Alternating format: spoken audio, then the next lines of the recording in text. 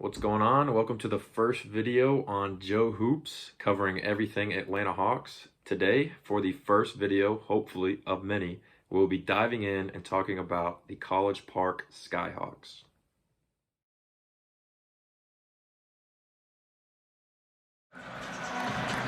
There he goes. You got barbecue back there, and you didn't invite me. Hurt my feelings. It would be a disservice to talk about the Skyhawks and not talk about Seth Lundy. The year he has had, though just 12 games, needs to be talked about. He averaged 23 points, nearly 7 rebounds, and over a block per game. He shot over 50% from the field and nearly 42% from three on 8.8 attempts per game. And if you don't know, that is absurd efficiency for that kind of volume. He is a microwave. He is a professional shooter. Just the other night, he scored 16 points in the second quarter alone. I mean, he could score in bunches, and there's been a lot of times where he completely takes over a game for about a 5 to 6 minute span. Now, he's only 2 games back from a lower back injury, and he has been recalled to the Hawks, but we'll need to see if the Hawks choose to utilize him now that the G League season is over. Before injuring his ankle, we did get to see Seth Lundy play with the Atlanta Hawks for multiple games, and let's just say, versus the Grizzlies, it was obvious this dude is built for the moment. Knocked away. 5/10 of a second left.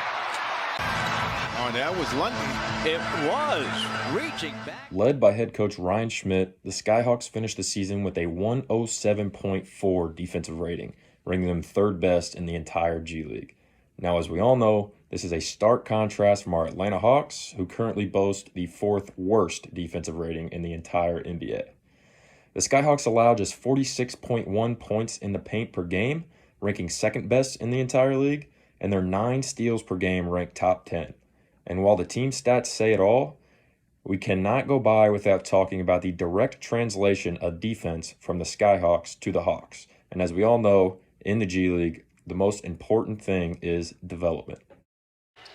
10 to shoot, and his pass is ricocheted and thrown away. Turnover swarm number 2. Numbers for the Skyhawks, and Krejci lays it in. After being released in August, the Hawks signed Vit Krejci to a 2-way deal in December in place of Miles Norris. Then he played 13 games with the College Park Skyhawks. When you're stepping into a defensive system as good as the one I've already mentioned, you're naturally going to build good defensive habits.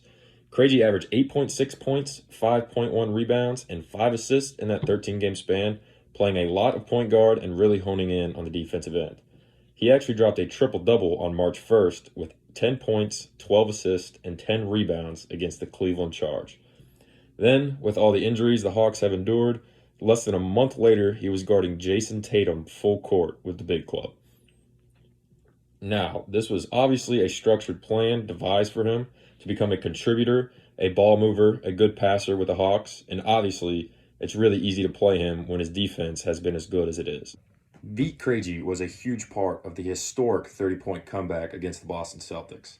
He scored 16 points in that game, and 13 of those came in the third quarter alone, where he just caught fire. And you can argue that that was the most important part of the game for the Hawks to get back in it. And after this game, Quinn Snyder and Vit Krejci complimented the College Park Skyhawks. And Quinn Snyder mentioned he likes the College Park Skyhawks to be a defensive incubator, which is exactly what it has been. For one thing, he's made it important. I think the time that he spent in College Park, frankly, and the work that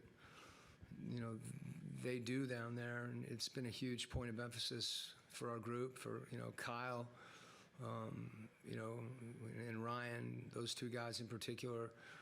We want that to be kind of a defensive incubator, and I don't think a lot of those habits, and really as much as anything, that emphasis. He started picking up full court on his own. We were like, keep doing that. But he's moving his feet really well, and then his length and his size becomes impactful.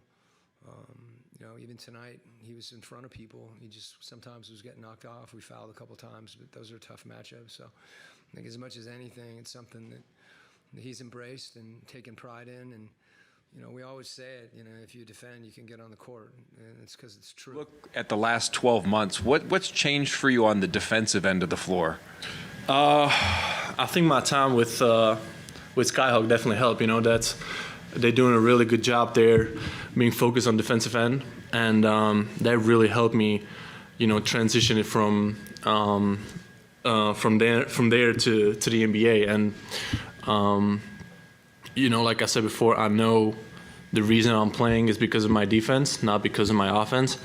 But the same can be said for Kobe Bufkin, and though he's battled a lot of injuries and is not currently playing, when he was called to come up and play with the Hawks, I can say at least I was pleasantly surprised by his defense, especially in this game versus the Rockets, when he is seen guarding difficult players to guard like Jalen Green and many others. And he's not a lockdown defender, but he is where he needs to be, and he is not making mistakes. It is my belief that when AJ Griffin gets the reps in College Park, he will take that same leap defensively that we've seen from Vit Krejci and Kobe Bufkin that I just mentioned. And unfortunately, he was hurt because, as Hawks fans, we can't have anything nice, shortly after rejoining College Park earlier this season. But if you want to read more on that, I will link you to my article for Peachtree Hoops, where I talk about AJ Griffin's journey and after an incredible rookie season, why he is exactly where he needs to be.